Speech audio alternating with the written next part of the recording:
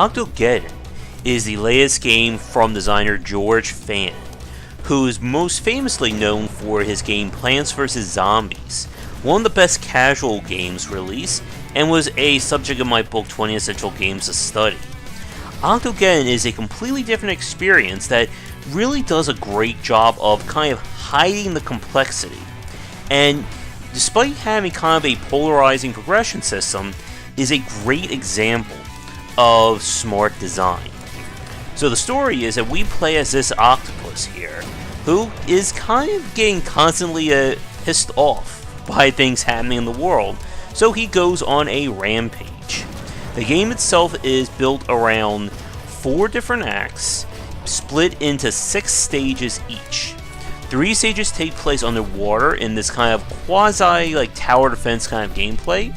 The other 3 take place on land, as you roll around destroying buildings and fighting a giant boss. In between missions, you'll use the money that you'll get to buy new arms that can be attached, and each arm has different utility, functionality, and some are designed to be specific counters to certain enemy types. For instance, the turtle shell blocks enemy bullets, the angler allows you to spot cloak units from a further range, and so on and so forth. At the end of each set of levels, you'll fight that set boss, and the bosses have their own unique patterns and designs that you'll have to accommodate for as you play. Yeah, it's similar to the bonus levels in Plants vs. Zombies, where you collect shells. And the shells are used as kind of the quote-unquote premium currency, and we'll be talking about that in our next section. But before we do that, I do want to talk about how much I like Octogeddon's kind of approach to its casual and core gameplay. The game itself is only controlled by pressing left and right on your mouse, or left and right on the arrow keys. It's very simple in that regard, but there is a surprising amount of depth in terms of how you build your octopus here, what arms you attach, as well as kind of controlling the chaos of the various enemies coming in. At the higher levels and even in the game's hard mode, you will be attacked from all sides by ships, and you have to figure out how to prioritize what to focus on before it gets to you. But with that said, we're going to take a quick Patreon and sponsor shout-out break, and we're going to talk about the use of shells and Octogeddon's persistence system next. And now a quick thank you to our Patreon backers, as well as to the current Game Wisdom sponsors. And if you'd like to continue the discussion on game design, be sure to check out our Discord channel, linked down below. When you do die in Octogeddon, you get taken to the shell shop, and this is the game's persistent element. The shells that you pick up during play can be used to unlock either new quality of life features or new arms. The arms can either provide you with greater utility or be an upgrade on an existing arm. For instance, the chicken that shoots out an egg, you can unlock the rooster arm, which is kind of the upgraded, faster version of that. And this kind of system is a little interesting to have in this game. It kind of feels like maybe part of its mobile design of having premium currency. But it does essentially guarantee, or at least make it a lot easier, that the more you play, that you'll eventually be able to see Octogeddon to its very end. And of course, if you look at the bottom there, the more you buy, the more hearts or your greater health pool you'll have on subsequent runs. And it's a very, I think, great way again of balancing the core and the casual play, because that's where I think Octogeddon really thrives in terms of its design. The game presents itself, again, almost criminally so, as a very simple experience. But there is a surprising amount of depth to the game. With that said, though, I think there are a few limitations to the gameplay.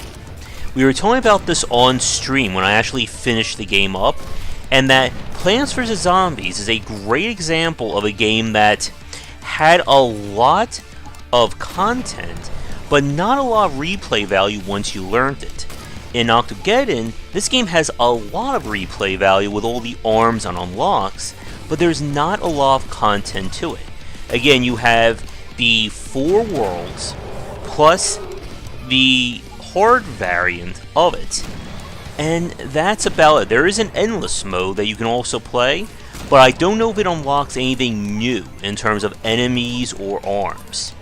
And I think this game could have done, or could have used, a lot more in terms of persistence with content, such as unlocking new areas, new enemy types. Again, things that can change how the game is played or what the player is going to be dealing with on subsequent runs. And I would have liked more in terms of that instead of just the persistent shop, because you can only get use or get access to the shop after you die, and that causes you to restart the game. Now, on subsequent playthroughs, the game will randomly choose what enemy types you're going to run into, but that does not affect any of the boss class enemies, the ones that are shown on stage 3 and stage 6 of each set of levels. I was hoping that there was more in terms of biome or variants in Octogeddon.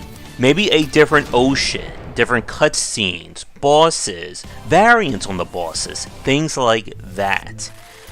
But with that said, though, considering that we're looking at this game several months after its release, I don't know if we're going to be seeing any more content or post-release support for it, which is a shame, because I think this game is criminally underrated. And like we said, it does a great job of hiding its depth and complexity. With a 2-button control scheme, anyone can play this game. But in terms of mastering it, and especially beating some of the final boss and hard mode areas, you do need to learn its mechanics. But with that said, we're going to wrap up this review here. I really enjoyed Octogeddon, and like I said, I think this game is very much underrated. If you're looking for a very easy to get into game, but definitely hard to master, definitely give this one a check. And I would like to thank George for giving me a press key to check this one out. If you'd like me to go with your game in the future, please don't hesitate to get in touch. But check back for daily discussions on game design here and on Game Wisdom, where we examine the art and science of games. Until next time, this has once again been Octogeddon, and I will see you all for our next discussion. If you're looking for a book on design, my first title, 20 Essential Games to Study, is out now. It is available where most books are sold, and it comes in paper, hardcover, or digital copies. This is the perfect book for anyone interested in learning about game design, whether you are a student, enthusiast, or just a fan. Thanks for watching the video. If you enjoyed things, be sure to do all the liking and subscribing that the kids are doing these days. Check out our Discord channel link down below, where we hang out and chat game design, and come back later tonight for our regular streamings. But that's it, and tune in for more great content here and on Game Wisdom, where we examine the art and science of games.